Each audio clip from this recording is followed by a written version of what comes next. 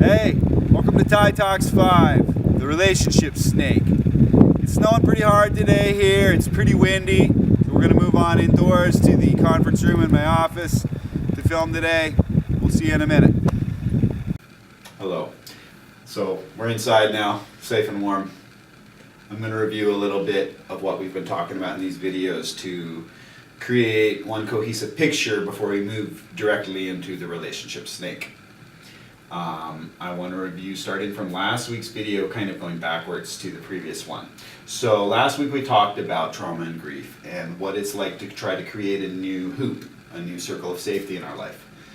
And we talked about how that'll be a new center with new boundaries and new activities that will kind of be the focus points of our life to help us learn to like ourselves again and to help us experience that sense of safety and control in specific activities where we're trying to gain more and more of that sense of control. And at the same time, that balance of comfort with other, which when we step out into activities, we enter that relationship place of self and other, or self and context. And so it's through these activities then we end up enriching our life and engaging in that relationship between our own control and the control that's in the environment around us.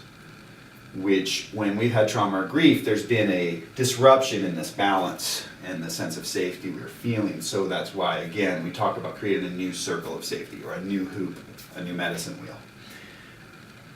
So now I want to just skip down to, again, a quick review of some of the basics of mind and the maps that we've created to talk about this. So we've talked about the yin yang snowman as something that we have all four areas or parts, but the righteous mind, childish mind are sort of on the same team. They work for the singular perspective, or they have the singular perspective as quintessential to their nature. They are looking out for me, for I. And on the integrity and child mind loops, we have a more dialectical perspective. We're trying to look at both sides like the way a parent would. That's why I also call integrity mind a parent mind. And I use a parent, thinking of a parent with two kids. They've got to hear both sides of the story, each child's story, to sort through and help mediate and help the kids resolve the conflict. That requires that two-sided awareness. So the point is, we've got this drawing that's now starting to relate with this one. This sense of we're trying to create safety from our parent mind for our child mind. So that's what we've done up here. We have a perspective and an eye towards ourself in this circle. This is our safe place for me, that sense of me. And so we're trying to essentially create a safe place for our child mind from our parent mind. And we give our child mind things to do to keep it engaged with life and happy. So the thing is that to do anything, and this is where, again, these activities become the meeting ground between the outside of the circle and the inside of the circle. Basically, if all we had to do was figure out our own point of view, it would be a picnic for childish mind, righteous mind. That's righteous mind and childish mind's orientation. The I want, I am, I feel. So that's, again, the singular. But then when we include other, looking around for a green marker here, I'm going to draw another I over here. Okay, so what I'm representing here is we've got the circle where we're aware of what I am, I want. We go to engage with others, that's context or other person or you in a me and you equation. So this is seeing both sides, okay? And so this is like the parent mind, child mind, when we're aware of both. In early recovery from some trauma or grief, we often don't want to spend too much time having to see both sides. Again, we might be nurturing our childish mind because we're recovering from a grief experience. So that's when our circle of safety might be quite tight. We might not do a lot with others for a while. We might be spending a lot of time alone in recovery, healing, or with close friends or family or support people. As we want to grow and expand and reclaim a sense of safety in a broader circle or in our relationship with the world outside of our home, we branch out further and further, and we hopefully kind of push ourselves a little bit with that, and probably our loved ones will push us a little too. So where we're trying to go is from needing to only see one side of the coin because we're in a great pain to eventually being able to see both sides of the coin. And we're going to use activities to reconnect these two sides, the side in the circle and the side outside the circle. Down here in this model, we're saying, we're going to have the parent mind watch out for the childish mind. Well, for the child mind and create safe activities. The parent mind's going to watch out for the childish parts which are hurting a lot because of trauma and grief. And so again, we're going to keep a good tight circle, as tight as we need it, to keep from conflicts with others cropping up constantly while we're recovering. And also, this righteous mind has a role. It's supposed to kind of help the boundaries be firm. So again, an example of that would be if we're in an early recovery and we're invited out to a party where it might be stressful socially, our righteous mind might want to speak up and say, hey, I don't think I'm going to be able to go to that. And they might say, oh, you haven't been out since your wife died, why don't you come out? If you're not really ready for that or going to enjoy that, you may use your righteous mind a little and say, I am not coming. I'm sorry. I really appreciate the invitation, but I need to say no. So this is some of the ways that this yin yang snowman navigates this process I was talking about in the last video. Tying that in with the pyramid, this was another model where we're talking about a singular perspective. Actually, pointed to the wrong part there. Singular is down at the bottom of the pyramid, where we're talking about units. We're talking about life divided into separate parts, and they're square and black and white. If we take a cross section of that, we end up with square, and if we try to end up with both sides of the coin, we end up actually just cutting the square into further squares. So we never really get to both sides of the coin. This is the singular unit perspective. Up at the top of the pyramid, we have, if we take a cross section, we end up with a circle, right? And with the circle, we can have both sides to the coin. And so, again, these are just images to try to capture this one-sided perspective, the singular perspective, and the more dialectical or two-sided balanced perspective. Now, another way of referring to the same kind of one-eye and two-eye phenomena is first peak and second peak, and that's a way that I've called it before. I'm going to switch over here so you can see a little better.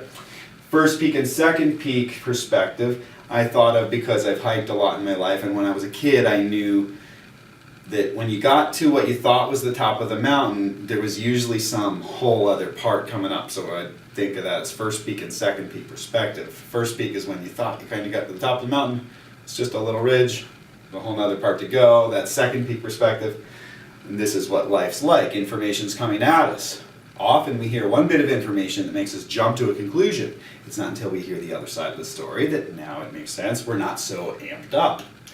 Back to PTSD. So with PTSD, we often become hypervigilant or alarmed easily because we have experienced some kind of trauma. Even with grief or even a breakup, anything where we have intense emotions, we can also experience this shifting to where we're only seeing from like our immediate need place, which is like childish mind. And that's just the way we all are. We have to live with that and cope with that, not judge it, but work with it, right? So first peak and second peak perspective, they both show up if we're patient, but we might need to ask questions, or we might need to be patient and wait before second peak perspective shows up. So another way to look at this imagery is with a cross, and you can talk about the I, like as in I want, I feel, I am. That's our first peak awareness. It is easy for us. It's what we feel ourselves. It's automatic. We get it intrinsically. Then there's another perspective, which is that of the other person, which I sometimes refer to as the feeling we can't feel. It's that perspective which we wouldn't know about unless we ask the other person and include their insight. So then we have both perspectives. So Of course, that isn't something we fully rely on asking them questions or waiting for them to tell us about either, though, because we can also read nonverbal cues, and we should be looking for those. So that's trying to pay attention to the comments and the nonverbal cues that people are giving us when we're doing things with them. And again, this is where what I would call the crossroads. And that's the crossroads is the meeting of these two perspectives. I need, I want, with you need, you want. And how do we work with this balance? So now you can see I've set up many ways here to think about the same basic relationship between self and other, between like a one-sided impulsive perspective versus a two-sided informed perspective. And with this awareness, you can begin to work in this recovery process of setting up activities that engage you with other, whether it's an instrument as the other, or a person as the other, or a team that you're now joining to play a soccer with or something as the other. But in this process of reclaiming a life where we like ourselves and where we feel safe, it's a gradual inching out from starting with some activity that engages us with the world, and it's kind of like these activities, this is me stitching out in a spiral from our safe center through activities. So that's kind of an image. I can't fully draw, but you can imagine there, okay? So this is a recovery path, is what we're talking about, okay? Now, the relationship snake. The relationship snake is an image of the relationship between what we start out from and what we want to get to in a relationship. The relationship could be between ourself and, say, like we said, a musical instrument that we're practicing. It could be between ourself and a best friend. It could be a relationship between ourself and a therapy pet we got. And it could be between ourself and our work community or our school community or our family. So there's many different relationships we can use this relationship snake to symbolize. And now I'm going to pause for a moment here while I erase this and draw a new drawing of the relationship snake so we can finish up that part of the discussion. All right, so we've got a snake going here, and I've redrawn the circle, the new hoop, and I've got this self and context two-sided imagery going here. Okay, so the relationship snake is this idea that what we usually want in a relationship with an activity or with a person is the part of the process that's going to have a lot of sex appeal and fireworks, which is usually the end, the goal. So what usually gets us interested in something is the goal. For example, kid wants to be a football player because he watches the football players on TV. Sounds fun. Gets all excited to go out and play football, partly with the charge running in his system of, I might be a professional one day like those guys on TV. I remember that feeling when I was a kid playing football.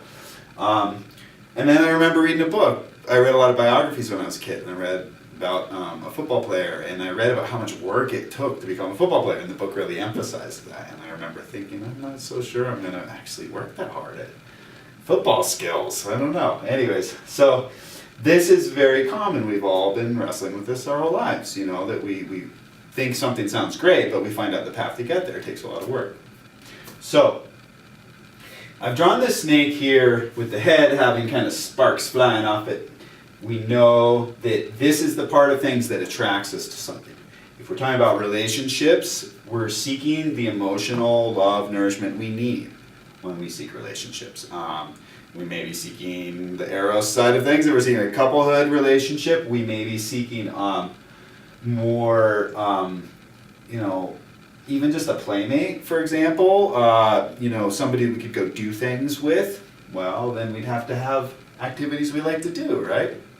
So again, this idea is many of us have a bunch of relationships we think we never get to have, or some great kind of friendship we think we're looking for. But if we would think about this process of the relationship snake, we could all start working towards whatever those goals are we have. But we could start working at the tail instead of at the head. Because when we work just trying to grab the head, we don't catch many snakes. Nothing that great comes out of that. We often get bit trying to do that. So the idea is, I've drawn a snake from the side here. We only see one eye. We're only kind of catching a glimpse of this snake. We want to observe the head that attracted us long enough until we can at least see two eyes, because we know he has to. Meaning, what about this sounds too good to be true? What's the other side of the story? Okay, so that leads us to a balanced perspective with the two eyes over here, and what we call careful beginnings. Okay, so one example I've used a lot in today's current culture to describe this, and a reason this has come up often in therapy, is I've used the example of if you end up sleeping with somebody first, the next thing you get to do is start to get to know them. And you're kind of going this way, where it's getting a little bit more dull as you go. You started at the sparks, you're going backwards. It doesn't feel that great. And you actually have a hard time really wanting to get to know each other unless it was all that great, and you're just really feeling it from multiple directions, and sure that sometimes things start with a lot of sparks in the beginning and things happen quick, but I think what is more common, and we've all seen happen to more of us, is when we thought sex needed to be part of something early on, it often cuts us off from the opportunity to gradually work towards that goal and discover that goal with that person after the joy of some dating, some getting to know each other, having some fun experiences together, getting to know each other a little on a soul level where we think, I like the way this person thinks, I like their values. We aren't going to get a chance to know that stuff or to learn to see whether the other eye's hiding until we spend some time around a person. So we want to use the relationship snake as a model, certainly for any romantic relationships we endeavor into, but for friendships as well. And when it comes to activities, the way this works is more as a model for us regarding patience. So with people, this is partly a model to keep yourself out of danger, literally. And it also is a model to remind you that you need to be patient and start with careful beginnings. But with activities, it's more just a reminder of the patience aspect and how to think about what you're doing. You may be learning the piano, but it doesn't mean you can right away play a whole song with two hands. You may have to learn some elemental things about fingering and how to play a basic scale with two hands to be able to develop some coordination so that you can learn a song with two hands. So again, this is a model for any relationship. Anything we venture out from our center, from our new hoop, our safe center, our safe circle, anywhere we venture out through that circle into the outer, to the other, to the context, is going to be a relationship process. So we want to move carefully and start with careful beginnings and move constructively. And what we see is then the plot, the groove, the feeling, the whole sense of what this is thickens as we go. There's an anthropology term, thick. It means with substance. A thick description means a very rich description. As we go, we want our relationships and our learning paths to become richer and richer experiences. So we always want to start at the careful beginning and grow slowly, always keeping aware of the context as well as our needs. So that's the balance journey, is if all you think of is what you want in the moment, that's just half the equation, that's just one eye. So you want to get the balance going with including context. The Hopi have a saying, blend and celebrate. That suggests starting by noticing others and what they need, noticing hand, if we're all fingers on hand. Instead of just noticing our finger need, we want to notice the whole hand's need. So in a way, this is also what the golden rule is about, right? This notion that we would want to consider others as well as ourselves. And of course, notions of consideration like that exist all around the world in every culture, because this process is universal. This is information I've created images for based on things I learned from others, like folk music. There's a sort of passing of things. Certainly crosses are used in every culture practically. Often to symbolize these very things when you really look at the deeper meaning. And so what this is I'd consider just sort of generic universal truth, information that I've run into again and again as a therapist and as a person and as a friend. And so I've just drawn it as simply as I can and explained it as simply as I can, because I feel like the combination of this information I've given about trauma, grief, and relationships, this information I've given about consciousness and how we perceive things, is really the nuts and bolts to what we need to be able to work with to achieve world peace, which again means having both sides of the story, not just one side of the story. And it takes a lot to learn how to do this dance and really be able to put others on the same level as ourselves in terms of our weighing of things. And that's when we're coming from the right place, with the relationship snake. And so I would call that style the golden way. Very much like the golden rule, but it's more a way. It's a way we keep trying to practice. It's also the Hopi way, blend and celebrate. It's a way that considers others and self as the same, as fingers on the same hand. And yeah, we need to be the middle finger on our own team, in our own world, but which is, again, that idea of having a safe hoop, a safe center to yourself, but you're nonetheless still hand, not just finger. So, I hope all that's helpful in terms of you understanding how to recover from grief and trauma, in terms of the basic ideas of what that recovery is about. I hope it will also help you in your relationships to, form relationships carefully, but also if you're already in a relationship that's been having problems, you and your partner or child and parent, whatever it is, can pick a new goal. And you can work on a new goal and deciding where would the careful beginning be towards that new goal. So then, hopefully we can renew relationships with this relationship snake as well. All right, thanks a lot. Have a great day. Glad we found a safe, dry place to meet. And we'll see you back in the great outdoors next time on TYtalks. Take care.